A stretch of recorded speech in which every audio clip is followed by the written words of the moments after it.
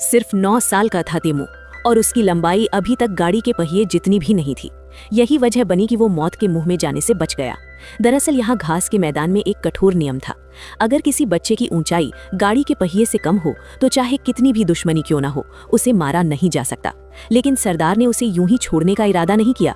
उसने आदेश दिया कि तेमू को रोज अच्छा खाना पीना दिया जाए, ताकि जैसे ही उसकी लंबाई पहिए से ज्यादा हो उसे तुरंत मौत के घाट उतार दिया जाए।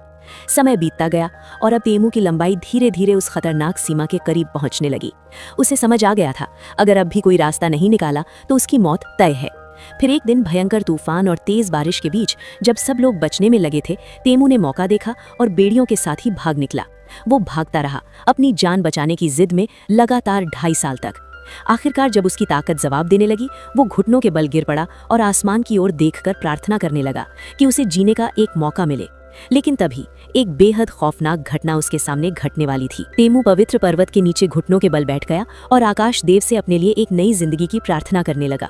इसके बाद उसने आंखें बंद कर पूरी श्रद्धा से दुआ मांगी। शायद ऊपर वाले ने उसकी पुकार सुन ली।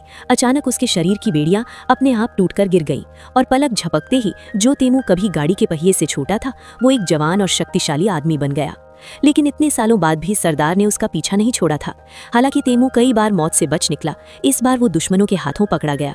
फिर भी उसके अंदर से निकलने वाली राजसी आभा ने सरदार को भी अंदर तक डरा दिया। अपनी ताकत दिखाने के लिए सरदार ने आदेश दिया कि तेमू को लकड़ी के गधे पर बांध दिया जाए और पहले उसे खूब यातना दी जाए, फिर उसे उत्तर में भेज दिया जाए।